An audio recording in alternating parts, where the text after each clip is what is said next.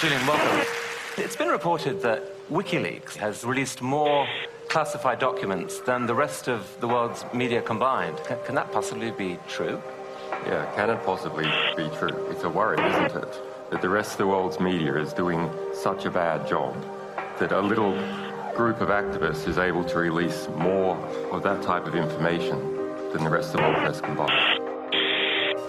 Picking up the wounded. Returning information engage. Light them all up. Come on, fire. Good evening. They're the secret files from the Iraq The war. internetplattform WikiLeaks fast. Det är webbplatsen WikiLeaks som publicerat omkring 400 000 sidor hemligstämplade amerikanska dokument. WikiLeaks have made public the most extensive classified military and diplomatic material ever. What they've released is challenging and provoking governments with skeletons in their cupboards all over the world. We should condemn the disclosure of any classified information by individuals and organizations. The people who are in power will not give that power away freely. That is just unfortunately a fact of nature. The Defense Department demands that WikiLeaks return immediately all versions of documents obtained directly or indirectly from the Department of Defense databases or records. It's only now that the true story behind the development of this closed organization is coming to light. But while the world's discussing whether Assange is a rapist or a saint, WikiLeaks continue to pursue their own political agenda. Every release that we do of material has a second message, and that is we set examples. If you engage in immoral, in unjust behavior, it will be found out, it will be revealed, and you will suffer the consequences. What we have here is a new breed of rebel, IT guerrillas without a national base. Student digs, coffee bars and server rooms, these are their command and control centers spread all over the world, and the battle's already started. There's a general in charge of 120 Defense Intelligence Agency personnel targeting this institution and its products.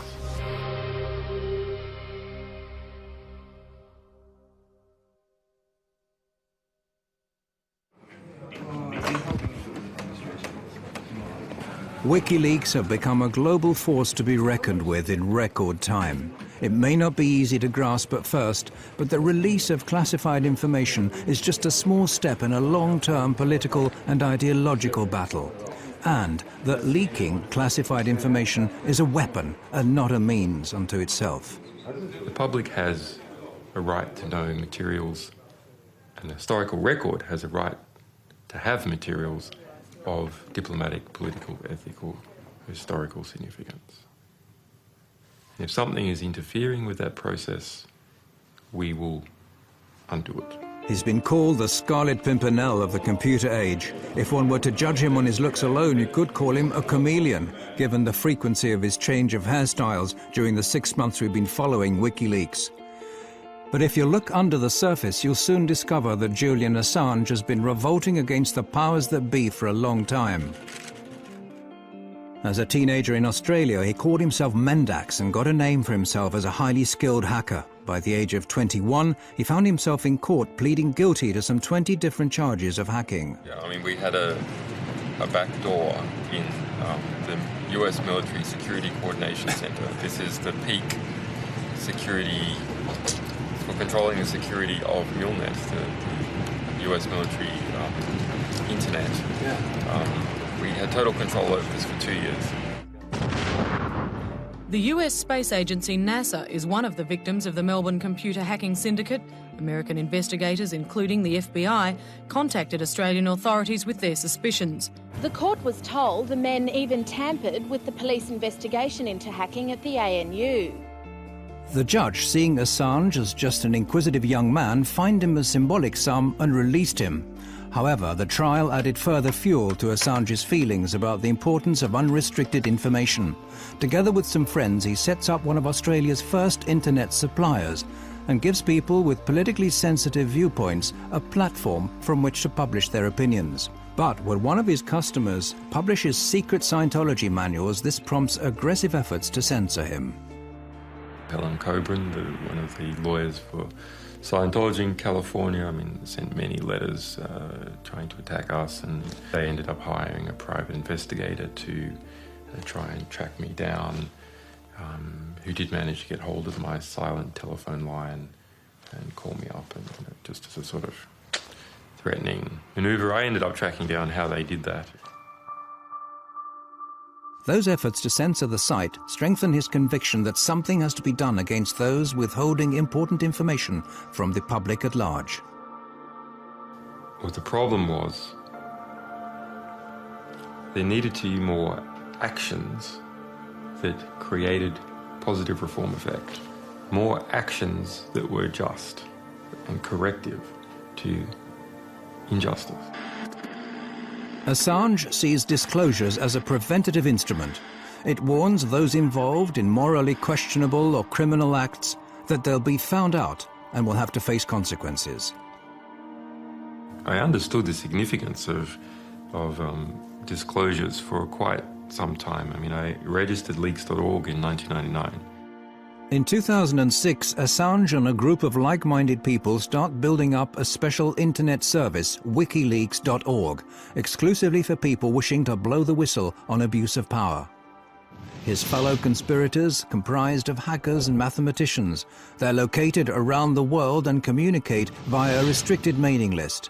From this platform, they start defining their thoughts of building up a worldwide movement to mass publicize classified information. They affirm that this is the most cost-effective political weapon and that they intend to place a new star on the political firmament of man.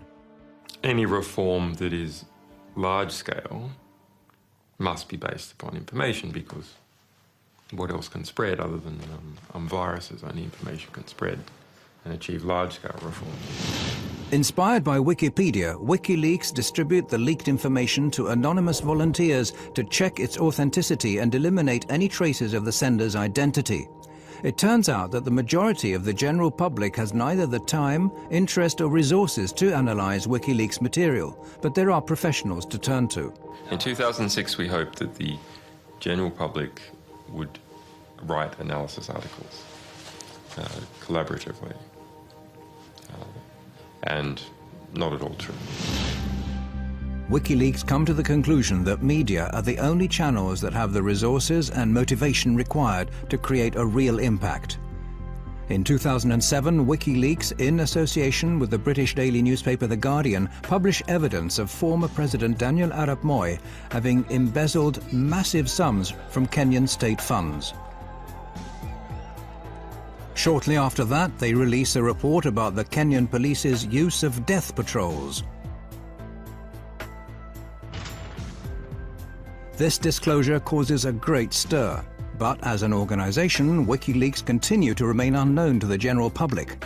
However, the word spreads among activists far and wide on the net, eventually reaching the German Chaos Computer Club, the biggest and oldest club for hackers in the world. Well, I heard about it in late 2007 from a couple of friends. I started reading a bit more, but I started to understand the value of such a project to society. The politically engaged Chaos Computer Club has been fighting a long-term battle for free access to information. One of its members, Daniel Domscheit-Berry, is quick to recognize the common ground between his view of society and that of WikiLeaks. He quits his job as a computer consultant so as to devote all of his time to the new organization. The question is the attitude. What attitude do you have to society? Do you look at what there is and you accept that as God-given? Or do you see society as something where you identify a problem and then you find a creative solution for that problem? So it is a matter of, are you a spectator or are you actively participating in society? The Computer Club has put the skills of some of the sharpest hacking talents in the world at WikiLeaks' disposal. What's needed now is a physical haven. Hackers linked to the Swedish file-sharing site Pirate Bay have what they need: considerable technical skills in a place where freedom of speech is unusually free. A lot of the countries in today's world do not have really strong laws for the media anymore. But a few countries, like for instance Belgium, also the United States with the First Amendment, and especially, for example, Sweden, have very strong laws protecting the media and the work of investigative or general journalists. So from our perspective, this is something. If there are any Swedes here, you have to make sure that your country is really one of the strongholds of freedom of information. Sweden has a enviable, although far from perfect, record in protecting publications. It has a practical record within the past few years of protecting internet publications against censorship. And it's precisely Sweden's unique freedom of speech law that prompts WikiLeaks to locate their main site in this unpretentious basement in one of Stockholm's inner suburbs. Det började med en tunneltjänst, att de skulle tunnla trafik här igenom för att kunna kringgå vissa IP-bandningar och sånt som har skett i andra länder där som inte gillar WikiLeaks. Men senare så valde de att ställa även en maskin här där de publicerar materialet ifrån. PRQ offer their customers total secrecy. Their systems prevent anyone from eavesdropping either WikiLeaks chat pages or finding out who sent what to who. Vi erbjuder dels anonymitetstjänster, så kallade VPN-tunnlar, där en klient från utsidan ansluter till våra maskiner som sedan laddar ner den informationen de vill ha. Så om någon försöker spåra dem ifrån slutstationen, så att säga, där informationen kommer ifrån, så kommer de bara komma till våra maskiner. Och härifrån så lämnar inte vi ut några uppgifter om vem som hade det IP-numret vid det här tillfället. PRQ have a track record of being the hardest ISP you can find in the world. There's just no one else that bothers less about lawyers harassing them about content they are hosting. And it's just the attitude that, let's say, works very well with what WikiLeaks was set out to do. Här är våran serverhall. One reason why WikiLeaks need PRQ is that their operations are protected by Sweden's strict freedom of expression laws, laws which PRQ exploit to the full. Vi accepterar allting som faller under, som är lagligt enligt svensk lag. Så accepterar vi precis allting, oavsett hur omoraliskt eller förkastligt det kan vara i övrigt, så väljer vi att inte göra några moraliska bedömningar. Det är en informationsbomb som står och väntar istället för de konventionella vapnen. Och förhoppningsvis så kan den här informationen på något sätt stoppa några av de konventionella vapnen. Det är min förhoppning i alla fall. And we aren't talking about any old information. It's from these servers at PRQ that WikiLeaks has, for example, made public a manual from the United States Guantanamo Bay Detention Center. A military manual leaked on the internet is revealing details of the way terrorist suspects are being treated at the U.S. naval base at Guantanamo Bay in Cuba. It tells of the use of solitary confinement and humiliation to break down the detainees mentally. Human rights groups have for years been asking the US administration for access to this manual. If you censor important material of this type, we're not just going to criticize you. We're going to take the material that you tried to censor and we're going to spray it all over the world. And we're going to stick it in our archives in a way that's never going to disappear and encourage everyone to get copies of it. WikiLeaks' battle against censorship knows no geographical frontiers. The next step is to publish an internal report commissioned by the multinational trading company Trafigura, who are alleged to have dumped toxic waste in the Ivory Coast that caused tens of thousands of people to seek medical care. The Guardian newspaper was going to produce a big story on this, and as a result, they were gagged. The company obtained a secret order in court to gag all the press in the UK from reporting anything related to the content of that report and the fact that they had been gagged. In the US, hackers discover that the Republican presidential candidate Sarah Palin is apparently bypassing US transparency laws by using a private email account to conduct government business. WikiLeaks publishes her messages. After just 2 years, the site's made public over 1 million secret documents, but WikiLeaks as an organization continues to be largely shrouded in secrecy. Only Julian Assange and Daniel Domscheit-Berry appear in public, the latter under the pseudonym Schmidt. Okay, hello everybody. My name is Daniel Schmidt, this is Julian Assange. We're here to make a short presentation about the WikiLeaks project. According to The National, which is something that we are kind of proud, it's one of the last quotes we had. So The National has said that we have produced more scoops in our short existence than the Washington Post in the last 30 years.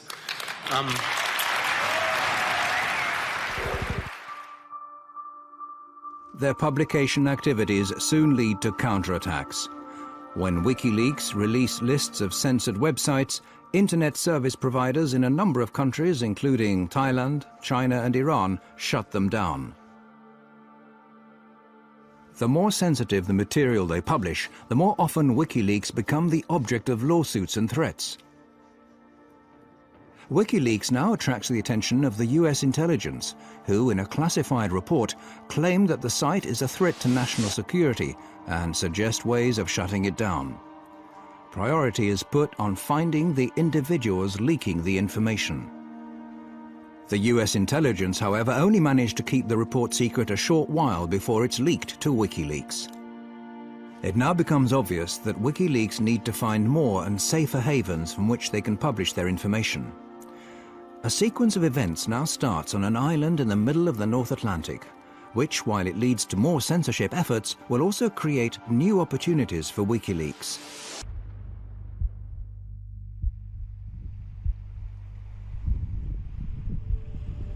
October came, October 2008, and the Icelandic banking system imploded. It lost 17/18 of its mass over the course of about a week or two. It was essentially one bank per week went bankrupt. WikiLeaks obtained material that show how Iceland's catastrophic bank collapses were partly due to cronyism or favoritism, carelessness and secretiveness. When this highly detailed document is put out on the net, the bank launches a counterattack. Well, the first time I heard of WikiLeaks was in the beginning of August 2009. I was working as a reporter for the state television when I got a tip that this website had an important document just posted online. The document was the high-exposure loan book for the failed Kaupthing Bank. It was essentially all of the regulators had been derelict in their duties. All of the bankers had been lying about the actual state of affairs. The bank's management react in panic to the revelations and in a desperate move forced the Icelandic judiciary to resort to extreme measures. I was the first one actually to break that story. But the bank reacted in a manner that was quite interesting.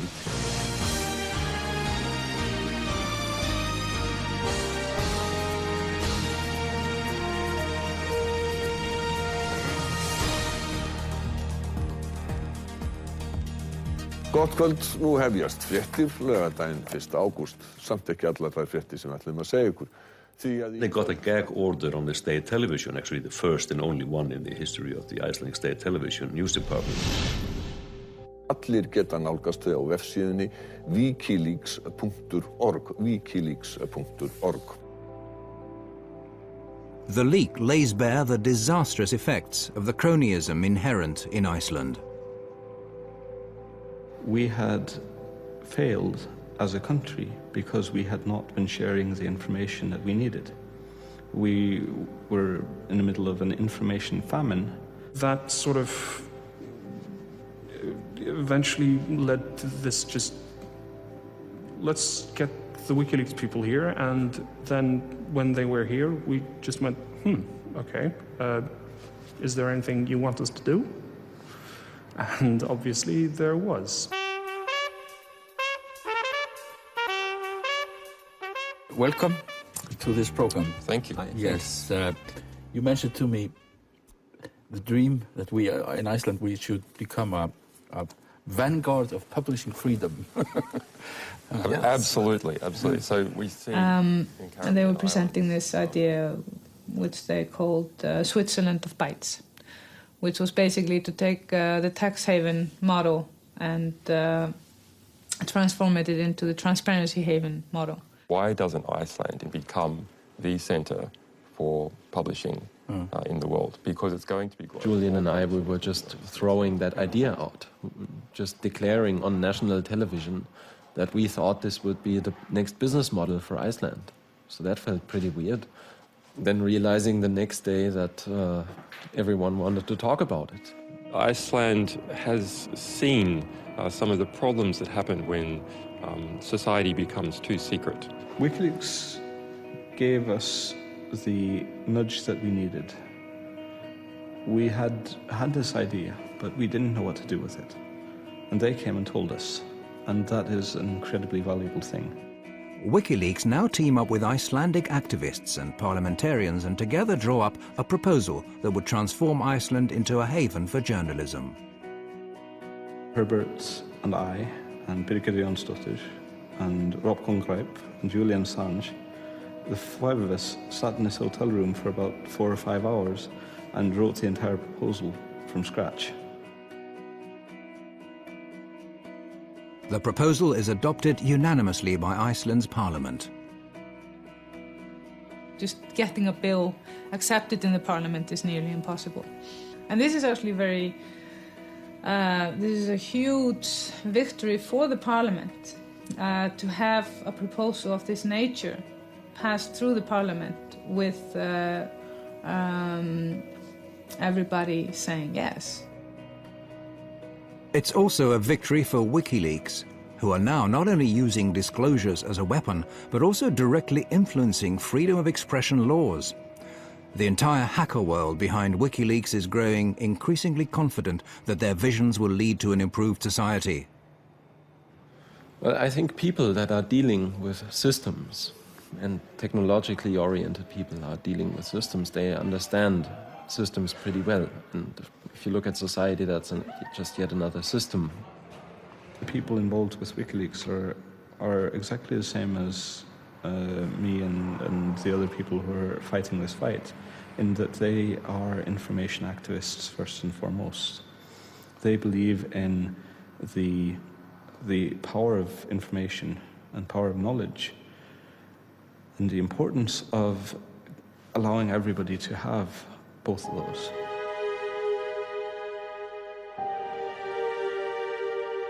Perhaps it's similar convictions that prompt a young former American hacker to make one of the most crucial decisions of his life. Bradley Manning, serving as an intelligence analyst with the US Army in Iraq early 2010, has, just like millions of other Americans in the military or civil service, access to a massive database of classified information. He discovers indications of crime and corruption and tells another hacker, Adrian Lamo, about it.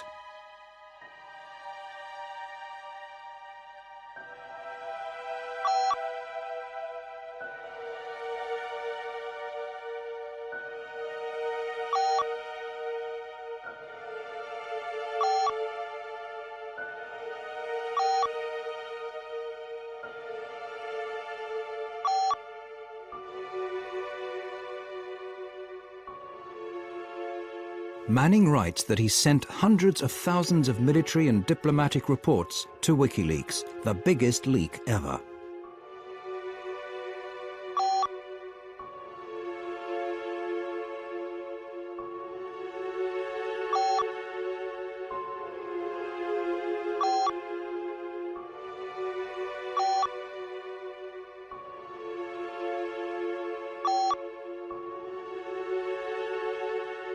Manning puts his faith in WikiLeaks.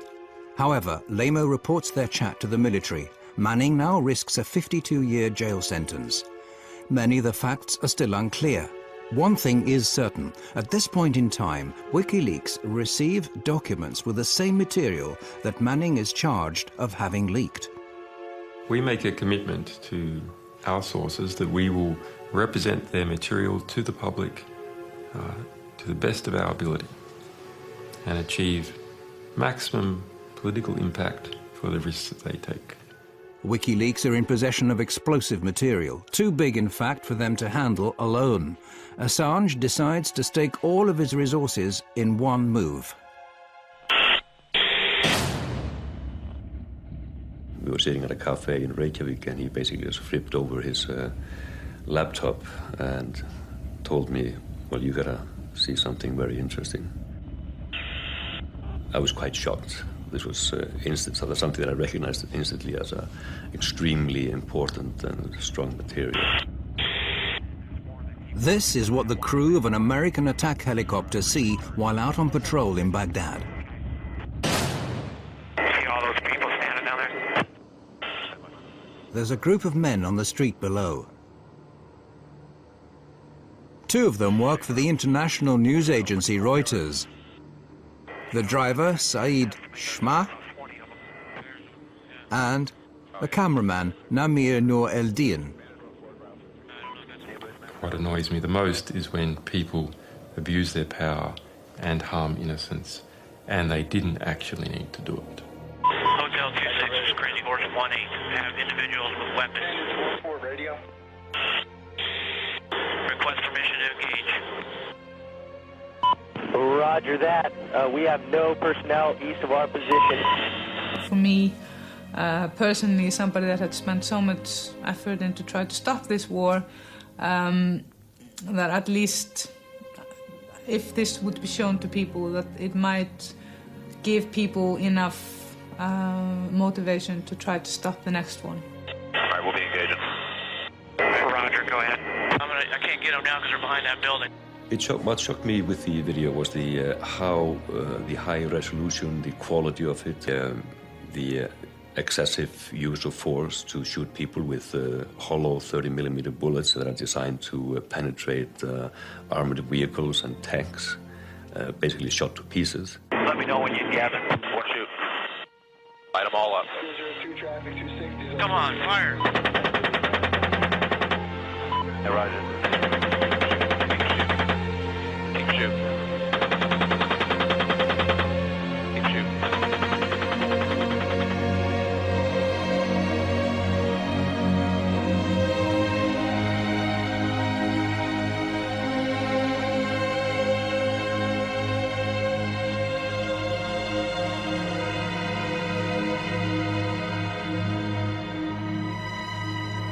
Different people argue that it was right for the United States to be in Iraq, or wrong to be in Iraq.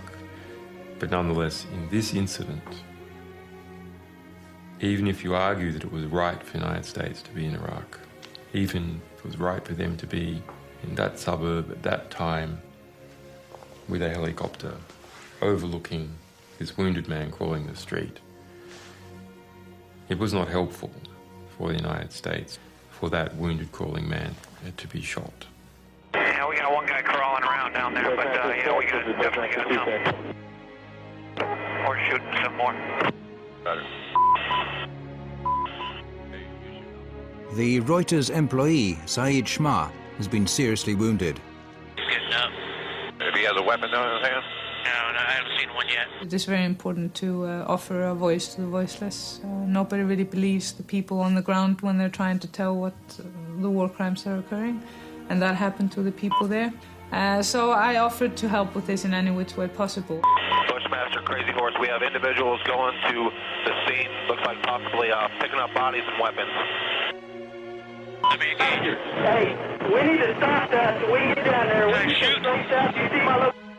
To engage individual. Picking up the wounded. Yeah, we're trying to get permission to engage. Come on, let us shoot.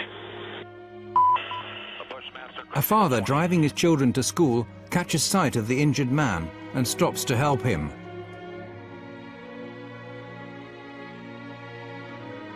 It's Bushmaster 7, go ahead.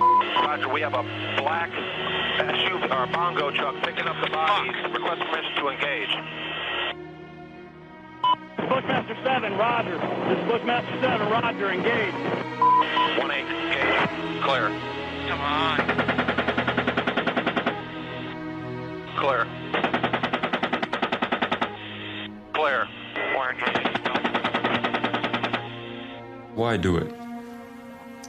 Well, there's two reasons. One, because it's fun to kill people. If you've been in that environment, removed from all the effects of killing people for a long time. It's a video game, you want to get a high score. The other is they brag after a kill streak about how many people they killed. They go back to base and go, hey, killed 13 today. Oh yeah, look at that, right through the windshield. Alright, there was 4 to 5 individuals in that truck, so I'm counting about 12 to 15. Oh yeah, look at those dead bastards. Nice. 2-6, Crazy Horse 1-8. When the ground troops arrive, they see that there are children in the car. Oh, it's their fault for bringing their kids to a battle. That's right. After viewing the video hundreds of times, it became almost an obsession to get the identity of the people there. We knew the identity of Namir Nureldin and Said Sma, the Reuters employees. But for me, it was important to establish the identity of the other people there, especially the children in the minivan. We decided that it was worthwhile to go there and interview them. It turns out that the children survived the attack. Herr Affensen flies to Baghdad in search of more facts.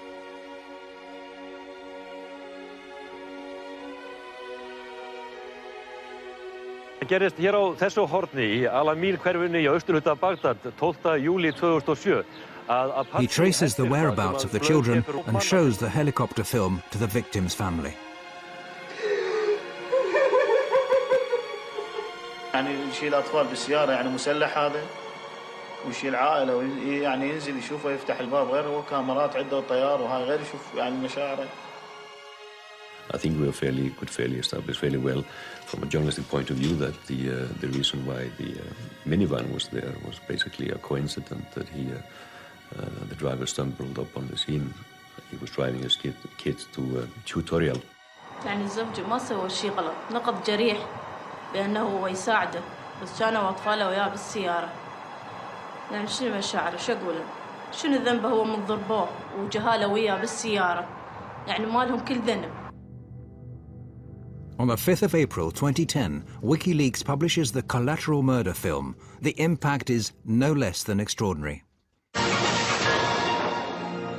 Disturbing footage apparently showing civilians being killed by the US military in Iraq. It was leaked from within the defense community to a website. Ja, det var på sajten WikiLeaks som den här kontroversiella videon lades ut.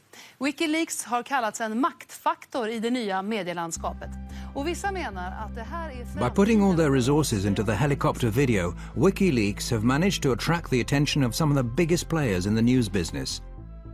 This is precisely what Assange needs to help him handle the rest of the leaked US material.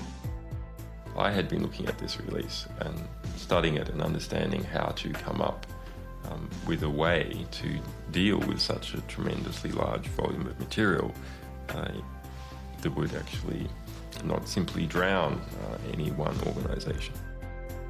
Assange proceeds to contact the New York Times, The Guardian and Der Spiegel. He manages to persuade the chief editors of these globally respected papers to publish his material in a coordinated fashion, with Assange pulling the strings. What is new is us enforcing cooperation between competitive organizations that would otherwise be rivals to do the best by the story, as opposed to simply just doing the best by their own organization. In late July 2010, the Afghanistan reports are published at the same time and day. En av militärhistoriens största informationsläckor väcker starka reaktioner. Well, one of the biggest leaks in US military history has exposed several cover-ups over the war in Afghanistan. The real story of this material is that it's war. It's one damn thing after another. The publication of the material is met with praise as well as strong criticism. The Defense Department demands that WikiLeaks return immediately to the U.S. government all versions of documents obtained directly or indirectly from the Department of Defense databases or records. For the first time, WikiLeaks are now facing criticism that they find hard to respond to. The material includes the names of civilian Afghanis, putting them at risk of being targeted by the Taliban. The battlefield consequences of the release of these documents are potentially severe and dangerous. Mr. Assange can say whatever he likes about the greater good he thinks he and his source are doing, but the truth is they might already have on their hands the blood of some young soldier or that of an Afghan family. Releasing classified material can be very risky, but Assange says that the end justifies the means. We would have had to have released all this material without separating out any of it, or released none. The value, the extraordinary value of this historic record to the progress of that war and its potential to save lives outweighs the danger to innocence. WikiLeaks now takes steps to avoid making the same mistake again. Their next publication, 400,000 military reports from the Iraq War, are painstakingly edited and names removed. They also start reinforcing their network of experienced journalists. Hey. Okay, so two spicy venti. How are you? Ian Overton is editor of the independent, London-based Bureau of Investigative Journalism, who are now going to analyse the material and produce their own documentaries.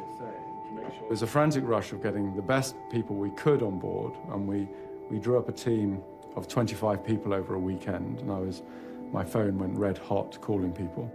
It was Saturday night in the middle of August, and about sort of 5 or 6 of us at the Bureau met with Julian. About an hour later, I ended up sort of leaving the place with a USB stick full of 400,000 classified military documents. The material is essentially an encyclopedia of this war, with reports issued day by day, hour by hour, corpse by corpse. Absolutely unfiltered. These are the reports written by people on the ground straight afterwards. It's kind of the day-to-day war through their eyes. And that's new. We haven't been able to do that before, ever, really. The material tells of tens of thousands of civilian casualties, figures that the US have withheld to date, and the widespread practice of torture that the US said they'd put a stop to is still being practiced by their Iraqi allies.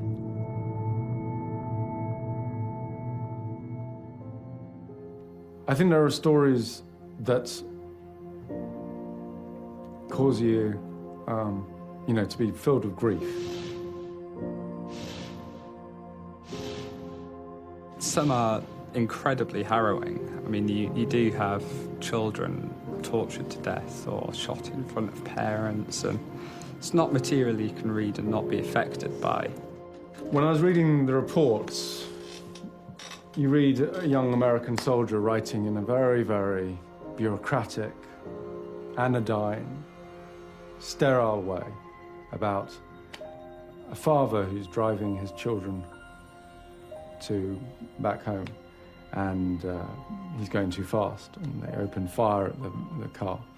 And the father, fearing that his children will be hit, calls all his children to lie on the floor. All of the children are killed, 3 children. And the way it's written up is, it's called an escalation of force. I know. It's not an escalation of force, it's a killing. It's horrific.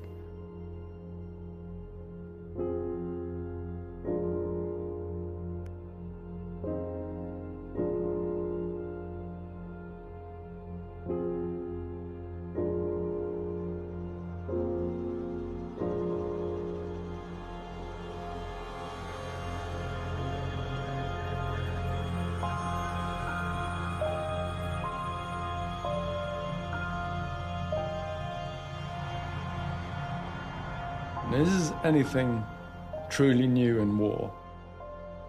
War is hell. Awful things happen. And what these logs tell us is that war is hell. They don't hide from the truth. They're not spun by a military spin doctor talking in an air-conditioned conference room in the green zone. This is visceral, unequivocal death written in raw detail. 109,000 lives lost over the course of these reports. We're all doing what we can in something so huge that people can and hopefully will study this data for years. This is worth telling, this is worth getting out there. The lack of respect for human life runs like a common thread through the material. These images are of a helicopter crew who have just received orders to bomb a building where 3 enemy soldiers are thought to be hiding. If you'd like Crazy Horse 1A, you could put up missile in that building. A passerby suddenly turns up. But the crew don't wait. Target hit. You lost a missile. The crew could have waited until the man had passed. This is perhaps a measure of how human life was valued in Baghdad. Private cars being pursued by an attack helicopter.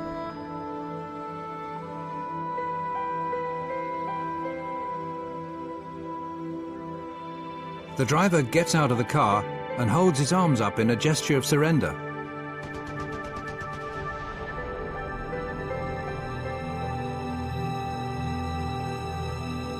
The more horrific the discovery the investigators in London make, the more they get the feeling of being threatened.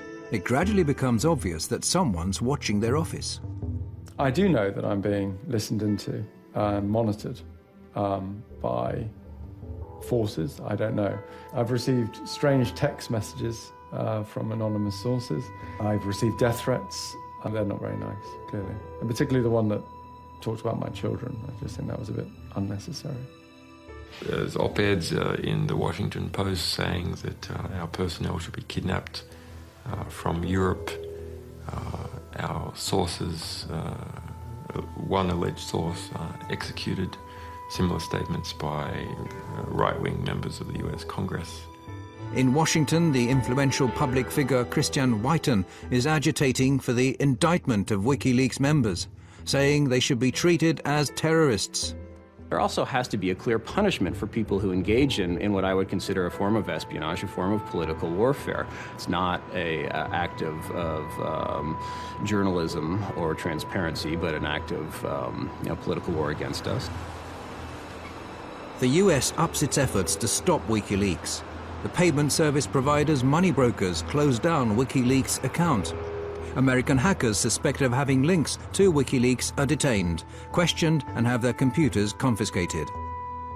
At the end of the day, things involving the web, I think you find, are less mysterious and new than may meet the eye at first. If you just go beyond, I'd say, the surface, you'll find telecommunications companies that are hosting the servers or hosting the companies that in turn host this information and have made this possible. You'll find banks that provide banking services to these people. You'll find landlords who provide rent to the individuals involved. So to that extent, I'm pretty sure you can peel back the onion and find exactly what this organization is, where it conducts its activities, and which jurisdiction it's subject to most directly. However, the stronger the attacks, the greater the support WikiLeaks receive. Julian Assange has been without a fixed address for several years, but wherever he lands, activists are on hand to offer him a place to sleep and their services free of charge. People love the idea of an out-of-control investigative journalist who's trying to take on governments. The story of some quasi-romantic fleet of foot Scarlet Pimpernel character in the form of Julian Assange darting in the cyber shadows. It's very appealing. I am very pleased to be amongst so many people I can respect. I don't think I have ever been... Assange is an ideal media figure. He's been portrayed as the Lone Ranger of the information age. Who to? Arnie. You are the only one which is sounding like a pure angel. Me? Yes. A pure angel? Yeah, That's just the hair. Praise and prizes have been poured over WikiLeaks. Time magazine has included Assange on a shortlist for the world's most influential man. You should remember Solzhenitsyn's words that in the right moment, one word of truth outweighs the world.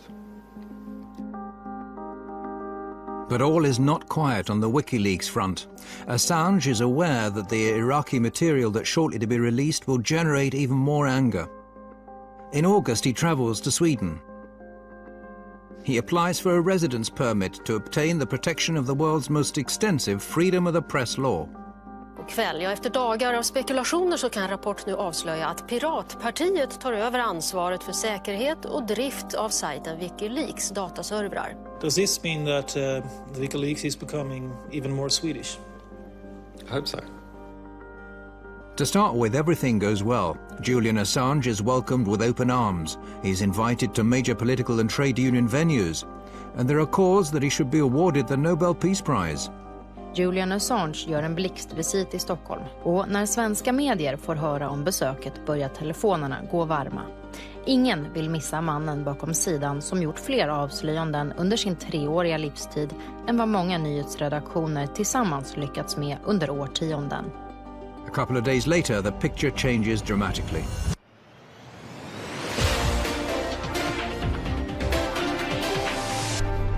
Åklagare har nu beslutat att inleda en förundersökning mot WikiLeaks-grundaren Julian Assange.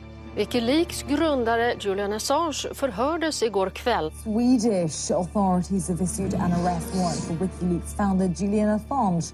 He's accused of rape and molestation. On the 20th of August, Assange is accused of rape. The alleged crime is immediately leaked to the world press. Behind the accusation are 2 women who had casual relationships with Assange. The women don't make any public statements, but the important evening paper Aftonbladet publishes an anonymous interview with one of them, which states that what started as voluntary sex subsequently became what she described as abusive. But she's not afraid of him, and he's not violent. All right, Julian Assange, the WikiLeaks founder and the target of the rape allegations, joins me now on the line. Thank you so much for speaking to us, Mr. Assange. What do you think about this? Clearly it is a smear campaign of some kind. Well, I came to Sweden as a refugee publisher involved with a extraordinary publishing fight with the Pentagon where our people were being detained with an attempt to prosecute me for espionage. So I'm unhappy and disappointed with how the Swedish justice system has been abused. Assange says he never forced anyone to have sex and that the judicial system has been misused. He implies that he's a victim of personal revenge and US pressure. That troubled a lot of us that had worked with the organization, the way this case was mixed with WikiLeaks. The way, of course, there must have been a party at the American embassy in Sweden when they read these news. It's like, yes, we don't have to do anything except just to pass this on. But whatever the truth is, a shadow has now been cast not only on his but also WikiLeaks' name. The rape allegations lead to a storm of protests from WikiLeaks. WikiLeaks has become the sensation because the 2 last big scoops, and the only scoops that have been actually played into the hands of the mainstream media, are sort of WikiLeaks versus the US or Julian Assange versus the Pentagon. This is not what WikiLeaks is about. It is a site that focuses on all sorts of leaks from all over the world. It has weakened the organization. That is my perception. Too much focused on one person, and one person is always much weaker than an organization. The difference of opinion began when Assange decided to put all of WikiLeaks' resources into the giant American disclosures, and it's now grown into a serious source of discontent regarding how the organization should be run. I think the wisest thing to do would have been to do this slowly, step by step, to grow the project. That did not happen. What happened was to pick out the biggest releases, to release these, to put all effort, all resources, everything we had into producing these releases. Other voices join in the criticism, some through anonymous media interviews, and now it's Assange's turn to look for leaks. This is an extract from a chat between J.Ferreira and Assange.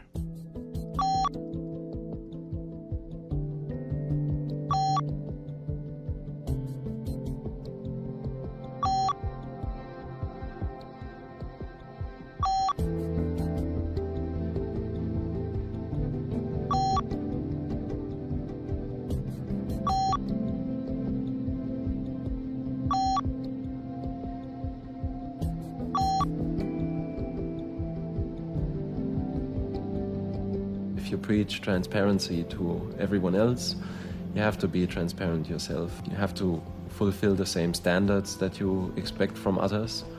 And I think that's where we've not been heading into the same direction philosophically anymore. The argument ends with Daniel and several others quitting WikiLeaks. Eventually this ended with me arguing with Julian about basically his dictatorial behavior, which ended in Julian saying to me that if I had a problem with him, I could just piss off, I quote. Those who quit the organization build up their own site on the quiet, OpenLeaks, to be run without an authoritarian editor and serve purely as an online distribution service, helping people deliver material anonymously to the media. OpenLeaks is a technology project that is aiming to be a service provider for third parties that want to be able to accept material from anonymous sources. Well, I'm inclined not to talk too much about the few people that have decided that their interests are not with the WikiLeaks anymore. But what I hear is that some of the people are, contemplating to open up their own website with the same ideal as WikiLeaks, and I think that's an excellent idea, and I wish them well. I think it's the more the better. WikiLeaks continues to pursue its set strategy, which leads to massive media reaction when the next part of the material is published. I can't think of any case where a satellite news channel, the BBC Radio World Service, terrestrial channels and broadcasters and the internet are all going to go at the same time on a story. This disclosure is about the truth. They're the secret files from the Iraq war. Internetplattform WikiLeaks. Det är webbplatsen WikiLeaks som publicerat omkring 400 000 sidor hemligstämplade amerikanska dokument. So let me just say, with regards to the allegations of not intervening when coming across detainee abuse, not true. The Iraq leak hits the headlines around the world. Thanks to Assange's strategy, the leak has a huge impact and greatly boosts WikiLeaks' resources. Now 40 volunteers are brought in to work more or less full-time for the organization, with another 800 people available for specific tasks. WikiLeaks are well into planning the release of future disclosures. But first, there's still the final part of the US material to be released. For this latest release, we have chosen a different methodology. We have tried to pull it out over time, rather than having it all go out in one hit. This time, however, the new material contains disclosures the consequences of which are far harder to assess than previous releases. Nu är de ute, de första av tusentals handlingar med hemlig amerikansk diplomatpost. The United States strongly condemns the illegal disclosure of classified information. In a storm of criticism, WikiLeaks are accused of threatening world peace. Are they and their media partners sufficiently competent to gauge the consequences of releasing hundreds of thousands of diplomatic dispatches, covering everything from nuclear reactors in Iran to Saudi Arabian domestic policy? Or is it again a matter of the end justifying the means? For Christian Whiten, things are much simpler than that. I think Mr. Assange is actually waging political warfare, too. He's not using weapons, but he's not using purely soft things either, like words. He's using information, wielding information against us, if you will. That, to me, is what political warfare is. By and large, WikiLeaks is a force for good. I think you can't just be absolute on this. WikiLeaks is very, very powerful, and I think one has to be cautious of anything that's very, very powerful in life.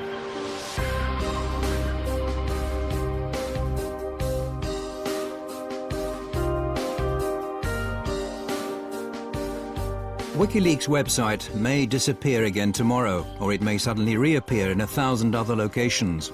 History is still in the process of being written, and the rape allegations are a long way from being settled. One thing's clear: whatever happens, WikiLeaks have sown a seed, a thought that's impossible to erase.